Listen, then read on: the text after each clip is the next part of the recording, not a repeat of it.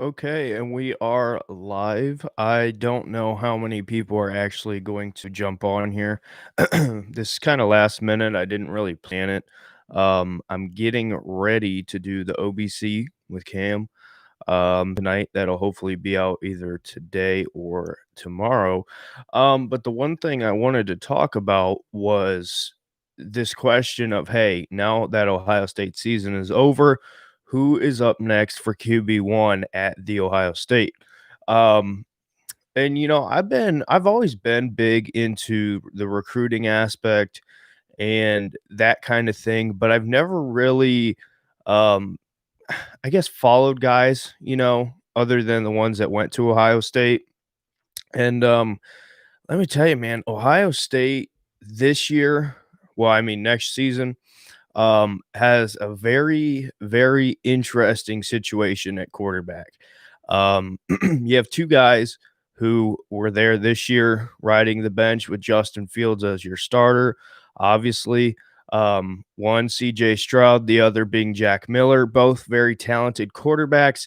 Um, Jack Miller joined up very quick. He was the first one on board. He was committed there for a while. Um, CJ, kind of a bit of a different story. CJ kind of flew under the radar as a recruit. Um, and basically just ended up in some camps, got his way up, ended up getting to the NFL Elite 11, which, if you know anything about that, the level of camp that is. And not only did he get there, he got there and wasn't even going to make it to the finals, I guess you could say, of the Elite 11. And he ended up winning the whole thing. His team won, and he ended up winning MVP.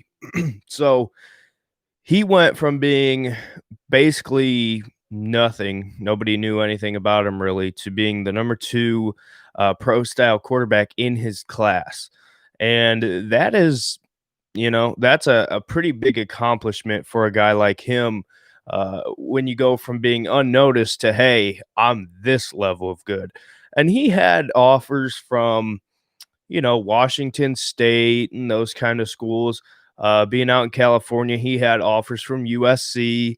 Um, but for him to make that big jump was very impressive. So those two are the guys who were at Ohio State already. Now, coming in this year is Kyle Mccord. And Mccord is really he was kind of the guy who they put on that recruiting class as a centerpiece. So, you had Sawyer on the defense and McCord, the two 5 stars. And this is what really intrigues me because when you look at what Ohio State has here to work with, as far as the guys they have to work with, it's interesting because you got to respect Jack Miller because, hey, he was there first. And he was the guy who was like, I'm all in. I don't care who you get. I'm going to be here and I'm going to compete. And you got to respect that. And he's not, I mean, he's no bum. He's a great player out of Arizona. He's unique. He's not, um, he's not like this elite skilled. He's just kind of good at everything. He shows up, he works hard, and that's what got him here. Now he did have offers from big time schools, so it's not like he was a guy who was just decent and chose Ohio State. He was offered from Alabama too, so it's not like he sucks. He's a very good player in his own right. He's well respected. So like I said, you have that, and then you have CJ, to where CJ, hey, this is a kid who, he went from being pretty much nothing from a recruiting standpoint to being everything, the number two pro style prospect in that class. Getting to the Elite 11, not getting really much of a chance, coming in as kind of like a dark horse. We'll just see what you are. And then he ends up winning the whole thing, winning MVP. That's huge. And, from that standpoint, yeah, he waited, excuse me, he waited till last minute. Um, but he's a guy that everybody last minute was kind of like, oh, can we get him? You know, Georgia threw their name in the hat. Like I said, with Oregon, USC, he had the big time offers. The problem was it was just so last minute. You know, Alabama had their guy, Clemson had their guy, you know. So it was a interesting situation for him. And, you know, you got to look at from that standpoint. And then you have Kyle Mccord, who wanted to be a Buckeye. You know, this kid is a very, very, very talented player. You know, I rewatched a lot of his tape today just because I was thinking about this. That's why I'm talking about this now. It just kind of something that was on my mind that I wanted to talk about. And watching him, to me, I see a lot of current Josh Allen in him. And I say current because the old Josh Allen couldn't hit the broadside of a barn. He was very inaccurate. Josh Allen now, after you know that coaching staff and Dayball and all them guys, you know, worked with him, he's become a very, very, very good quarterback. And you know, I think with Kyle McCord, his stature, you know, the way he throws the football, I see some similarities there. You know, I'm sure if I did more digging, I could get you a better comparison. But just as far as, you know, what's on the top of my head, what I seen, that's what I got there. I think he's a great player. I don't know when he's going to start, even if it's going to be at Ohio State. And that's the conversation I want to have here. Um, McCord is interesting because you don't see a lot of guys come in as freshmen and win the starting quarterback job. I mean, Trevor Lawrence, he didn't win it immediately, if I'm remembering that correctly. But eventually he did. And that's because he's an amazing talent. Excuse me. You have guys like Justin Fields who, you know, the coaching staff just didn't know how to use him, in my opinion. And that, I mean, you know, he ended up having to transfer. You know, stuff happens. Um, so it's going to be interesting. I don't see him starting. Um, and that's nothing against him because yeah, he's a five-star, he's very talented. Um, but to me, when I look at, you know, if you said, "Hey, rank these quarterbacks," um, Jack Miller is third. And, you know, like I said, no disrespect to him. I like him a lot. I just think what we have here this year at Ohio State is we have a situation where we have another version of the Haskins Burrow Barrett situation where it's just three really good quarterbacks and, you know, you can't play them all. And you would rather have too many good quarterbacks than nobody. And you know that's happened before. You know, it is what it is. The whole college football game is recruiting, and you know what happened then was, hey, you know, JT Barrett was the guy that Urban Meyer loved, and by the way, Urban Meyer is to the Jags now. That news just broke not that long ago. Um, you know, JT was his guy. I don't believe JT was the best out of either of the two. And, you know, Joe Burrow is a guy who a lot of people didn't really know. You know, of course, now they love to say, hey, oh, I'm Joe Burrow. Yeah, I remember him at Ohio State. No, you don't. You know, people love to say that now. But to me, Burrow and Haskins were both way better than JT Barrett. The Michigan game where Barrett got injured, if Haskins doesn't go in, I don't know if we win that game. And I'm being honest. I really don't know. You know, with this situation, I think, you know, with McCord, Stroud, and Miller, I think it's that situation, but on roids. I know you can look at it and say, well, Joe Burrow was the number one pick, Dwayne Haskins was a first round pick. and JT Barrett did good things at Ohio State. Yeah, I get it. Um, but to me, as far as talent, this group of guys are very they're very close, but they're also different in their own ways. Burrow, we didn't really get to see his full capacity till he went to LSU. I watched Joe Burrow and Dwayne Haskins and JT Barrett and all these guys at the Ohio State spring game.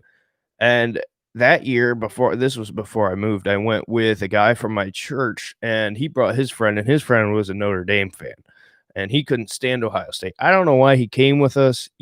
That I don't know. I can't explain that. But anyway, so he sat next to me, and we're watching these guys, and me and him the whole time the spring game was going on, we were just kind of like, man, that Burrow kid, there's something there. We didn't really know um how good he was, but you could see he was making some big time throws. He looked very good. Um I was not impressed with Dwayne Haskins when I first seen him. I've never really been that impressed with JT Barrett. I've never really liked JT Barrett that much. It is what it is there. Um, and if you're wondering why the light keeps changing, it's my TV. I didn't want to move everything for this. Um, but to me, watching Burrow, then getting to see him up close and personal, um, you seen the potential. And I didn't really get to watch Burrow's high school stuff. I didn't really pay that much attention. But now I think when you look at it after the fact, now you can see what a talented quarterback room that was. Um, and JT, I'm not hating on JT Barrett. He obviously had his time at Ohio State. I think that if you had a coach who was not biased, and if you brought him in, you said, hey, look at these guys and tell me who you think is the best of the three. JT Barrett is not the best of that three. um and it's like I said, now that that's over with, it's easy to look back and see who had the better college career, and what's happened with them now. Haskins, yeah, we know what's happened. But at least he was in the league. I mean, or at least meaningful in the league. And he'll get another shot somewhere. But JT Barrett, I mean, everybody knew JT Barrett was not that talented. Urban Meyer, I don't understand what it was. He just loved him, and it is what it is. Some coaches have that, but I think this group we're looking at is it's close. And Ryan Day, the things that he's done with Justin Fields over this time, when he transferred from Georgia, there was a lot of questions with him as a passer. And it's obvious that Kirby Smart, and this is one of the reasons why I don't like Kirby Smart. I don't like Kirby Smart at all. I don't trust him. I don't think he's that great of a coach. He's a great recruiter. Um, what he's done as far as the quarterback position, and I know he's a defensive coach, or a defensive coach rather, but what he's done is just embarrassing. I mean, you can talk about Urban Meyer picking Barrett. Look at what they had, and he picked Jake Fromm. I mean, that's just embarrassing. I mean, Jacob Eason, he's not doing a whole lot yet in the NFL, sitting on the bench at the Colts, see what he'll develop into, but he was better than Fromm. Obviously we know what Justin Fields is. He was better than Fromm.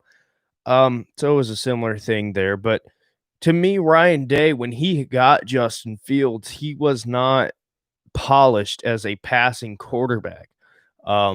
He was just kind of this talent that, you knew the potential of, but you haven't really seen it put together, as far as in college yet. And like I said, that's Georgia and Kirby to blame. But what he's done with him, early on this year, he struggled a lot this season. I think there was a lot of other things, maybe that didn't help Justin Fields this year. But, the difference that he's made, um, just improving little by little by little, it's noticeable. And, like I said, a lot of people questioned if he was even a decent thrower. He's an elite thrower. I think he's a very good thrower.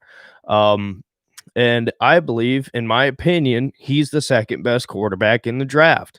And by the way, it sounds crazy to say, but Urban Meyer is now the head coach of the Jacksonville Jaguars. They hold the number one pick. Is Trevor Lawrence better than Justin Fields? Yes, of course. I'm not saying that. Or I'm sorry, I'm not saying Fields is better. Um, even though they've competed at high levels next to each other their entire careers, and Fields has gotten the best of Trevor sometimes, and Trevor's got the best of Justin. I think that it's not completely crazy to say Urban could pick Justin one. I don't think it's that crazy, and let me explain. What I just talked about with, the Burrow, Haskins, Barrett situation, Urban Meyer has a certain type of quarterback that he loves. He likes guys that are mobile and who are mobile and can move when you need them to. For instance, when it's like 3rd and 6, whatever, and you need to pick up a first down, JT Barrett could do that. He wasn't an elite runner especially after he broke his ankle, or I think he broke his ankle, whatever injury he had. Um, I can't. Was it ankle or foot? I can't remember. Um, but before he was pretty elite as far as running. And to me, yeah, can Trevor Lawrence run? Of course he can. If you watched the Fiesta Bowl last year, that's partially why they won the football game.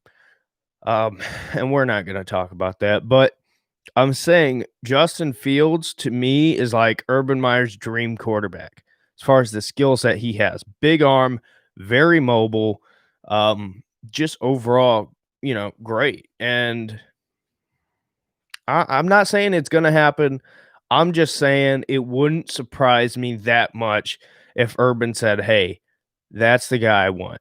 Now, I'm not saying it's the right decision, but to me, that's an Urban Meyer thing, and that's going to be, I don't think it's going to happen. I don't. I think they're going to pick Trevor Lawrence. I think that might have been a part of the agreement to get Urban to come to Jacksonville is, hey, or not to get, I think that might have been the discussion when they had Urban saying, hey, we want to bring you in here. Here's our conditions. Give us what you want money wise, what you want facility wise, roster, decisions. But hey, we're picking Trevor Lawrence. I wouldn't be surprised if that was a condition. But, like I said, I mean, Trevor and Justin are both very talented. I think it's just a matter of what style of quarterback do you like more. I think if you lean more mobile, then you might like Justin more. If you lean more pro style pocket passer, then you'll love Trevor. I think that's just how it is. But excuse me, that's going to be interesting to see how Urban turns up or turns out in the NFL.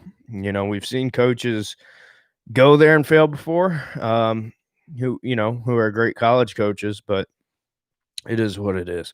As far as who I think is going to be the starting quarterback for Ohio State next year, my personal pick is CJ Stroud. And here's the thing. And here's why I would pick CJ Stroud to be the starter.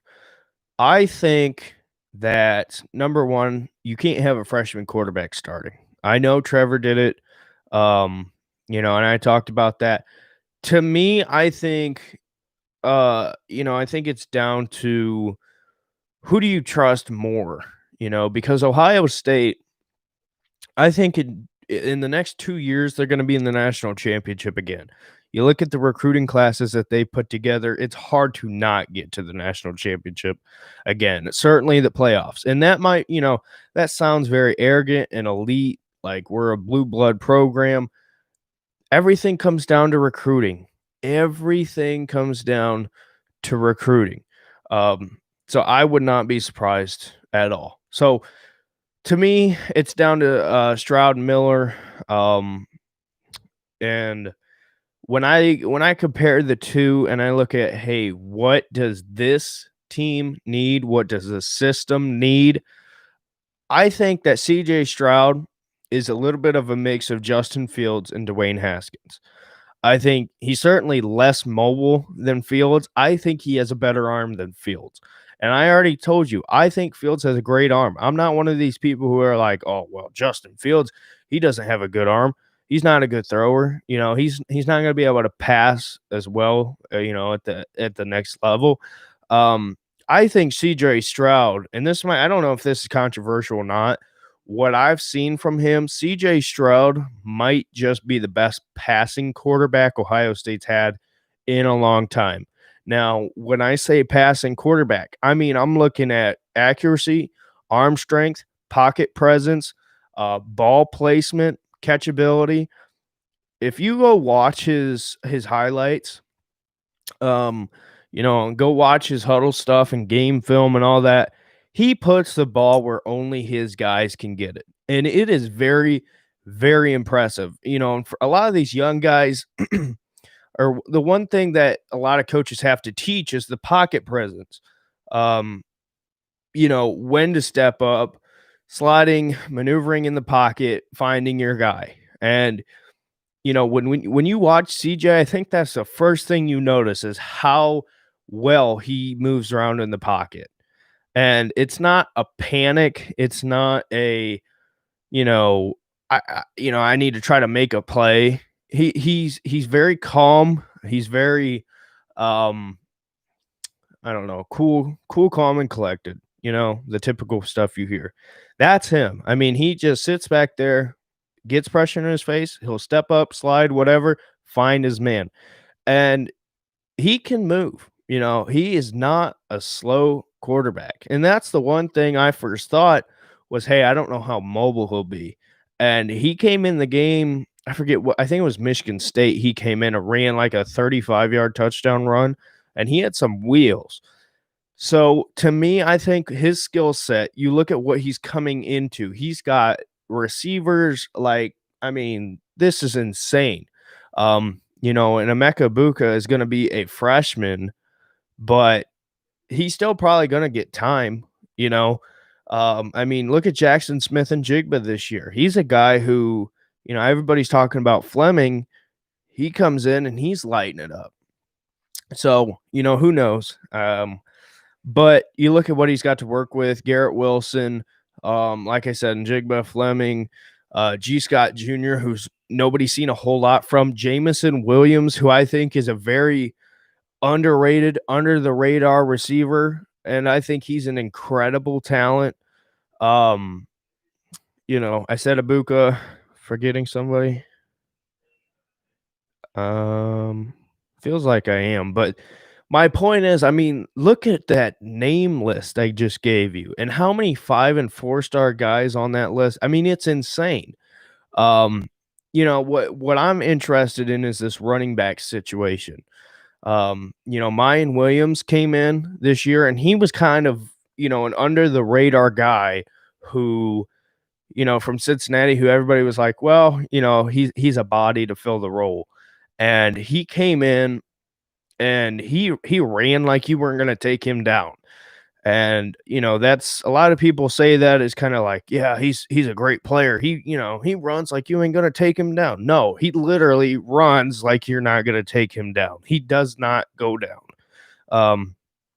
He's incredible. And I think, you give him time and let him adjust and we'll see. I don't know as far as the depth chart. I believe Master Teague will be back, as far as I know. The thing with Master Teague, I like Master Teague. I think he's a great player. He's not an every down back. He's a goal line, short yardage back, and go back to that national championship. By the way, this is the Sugar Bowl shirts. I got to celebrate something. But I mean, Trey Sermon getting hurt on the first play, there was cutback lanes there, and it felt like Bama knew that they, could be a little bit more loose in the run defense because he's not that kind of back. So we'll see. And Trevian Henderson is unbelievable. This kid is he has, you talk about burst speed where, guys hit a hole and they just go to a next level. Trevion Henderson hits the next level as soon as the ball's in his hands. He is incredible. And, if you want to watch, there's a lot of freak athletes who come out, you look at Saquon Barkley and these guys who, everybody shows their buddy like, hey, look at this. This is crazy. Trevion Henderson is that guy. I mean, he is incredible. Go watch his highlights. And I get it. He's a freshman. And who knows? Like I said, Mayan Williams, Master Teague, who knows? But let me tell you something. When this kid gets going and he hits his stride, and once he gets adjusted to the next level, watch out. Like, I won't be surprised if he's so good, in his career at Ohio State that he gets his name up highly in Heisman conversation. I mean, this kid is incredible. So, like I said, I mean, whoever the quarterback is going to be, they're stepping into a great, great situation. The offensive line is going to be incredible. And the tight ends, I have some questions about the tight end room as far as, what we've seen this year. I thought they were very effective this year, especially at the end. Them last two, well, not the last two, but the Big Ten championship and then the Sugar Bowl. Tight ends were great, heavily used, big part of the game plan. So I personally, like I said, CJ Stroud is my pick. I think he's going to be a beast. I mean, the way that he, operates an offense, I think there's little things that you can pick up on from a quarterback. They say you got to do the little things right first. And a lot of guys try to do the highlight plays. They try to do, the stuff that you're going to see in a Heisman campaign promo. He does the little stuff. He always knows where his checkdowns are. He does those things right. And like I said, with the receiving core that he's going to have, he is going to be incredible. And Ryan Day, like I said, with Justin Fields, how he smoothed some of the rough edges out, improved in his passing game. As far as Justin Fields, I think Ryan Day is going to take a guy who's already this talented and take him to the next level. That's just what Ryan Day does. That's why he's getting all of these top level recruits. And I just feel like, what CJ Stroud has to offer, it's too much to pass up. My phone is blowing up over here and I'm just sitting here talking. Yeah, but I think he's just too good to pass up. I know you got a crowded room, but it is what it is. What's going to be interesting to me is when you look at Kyle Mccord and then you look at Quinn Ewers. That's gonna be, man. That's gonna be interesting. What's going on, Tom? What's going on, Jaden? That's, I mean, you have two guys because you got to think about it. CJ and Jack are freshmen this year, right? So you have 3 years. Well, actually, I guess with this year they could technically have another year, but odds are they won't. I think when you look at these guys, one of the two, Miller or Stroud, are going to get to start. So to me, like I said, I think it's Stroud. I think Stroud's going to start at Ohio State for 2 years, this year and next year, and then he's going to go to the NFL. I think he's that talented. Miller, I think, is going to be a Burrow situation where he's a great player, never sees the field. And that doesn't mean he's not talented. I think that just means the opportunity's not there. It's too crowded of a room. With Quinn Ewers coming in 20, I think he comes in next year. Kyle McCord, Kyle McCord, they talked to him about, hey, this Ohio State quarterback room is a little bit crowded. He didn't care. He said, I'm coming in and I'm going to compete to take that starting quarterback job. And when you have the best quarterback in the country and Quinn Ewers coming in, uh, that's going to be interesting. Um, I don't know. I really don't know. I don't see, just like Justin transferred because he wasn't playing, he wasn't gonna be a 1-year wonder, kind of like Dwayne Haskins was, where he just happened to get that opportunity at the right time. Um, I don't see McCord doing that. McCord is a guy to me who wants to start. And I don't know. I don't know. And by the way, I should mention Gunnar Hoke is still on the roster. I don't think he's gonna start. When he transferred, it was kind of like, okay, whatever. That was in the Tate Martell era, though. And how that all went down. But who knows? I mean, long term is looking very good at Ohio State. Very good at Ohio State. Um, but I think Stroud's mobility, and that's another thing. The reason why I don't think Kyle McCord is going to start immediately is because I don't think he's as mobile.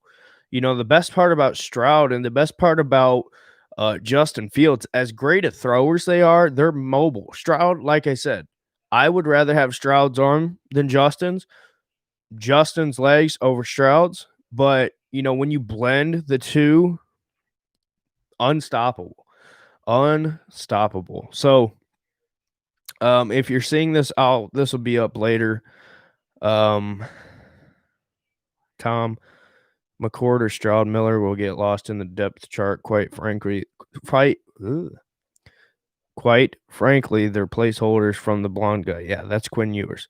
And that's the thing. I agree with you. I think Miller's gonna get lost. Not that he's not talented, because he is. He was at the Elite 11 too.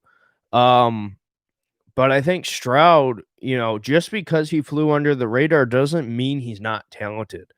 I mean, this is a kid who came into the same camp with what's his name? Bryce Young from Alabama, who everybody's talking about as like who I think is really the right-handed Tua, and then DJ Uyunglele, he was there as well. It's not like Stroud was going up against some bums, who were playing backyard football.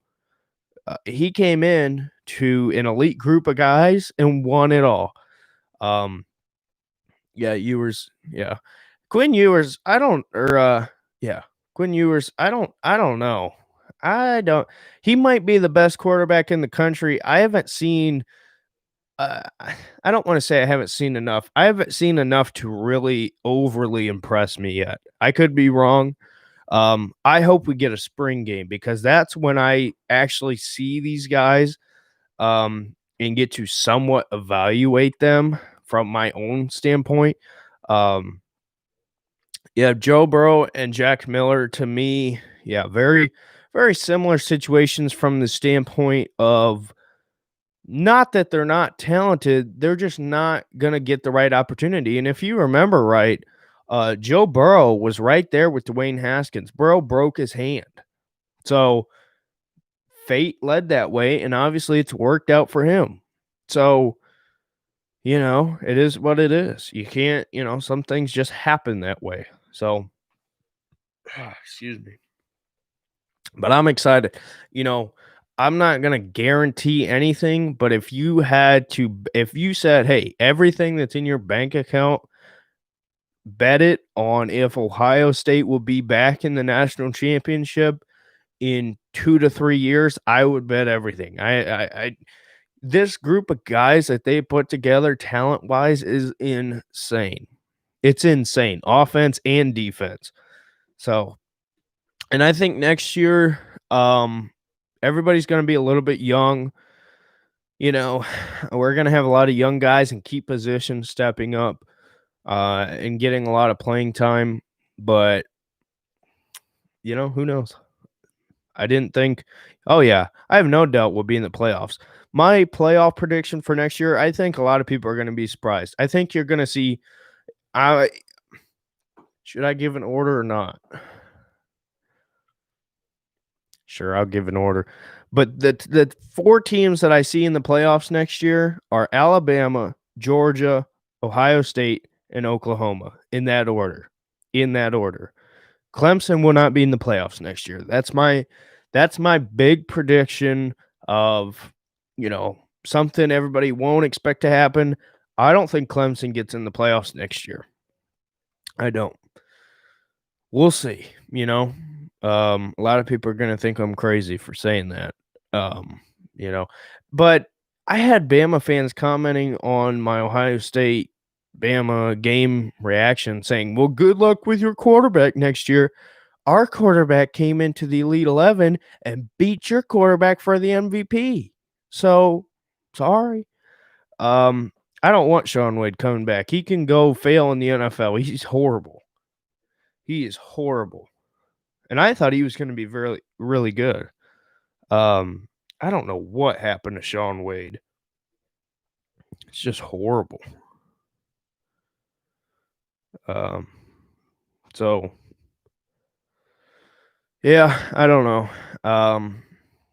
I'll guarantee. I guarantee I shouldn't, but I'll say it. I think I'm 99.9% sure Ohio State will be in the playoffs. Mostly because of coaching. I mean, like I said, your key positions, your number one position is quarterback. And I mean, if he's controlling an offense, moving around in the pocket, making great decisions to that level, in these camps and in high school, with the group of guys that he's coming in with, I think he'll be just fine. So if anybody's got any more questions or anything, I'm going to wrap this up. But okay.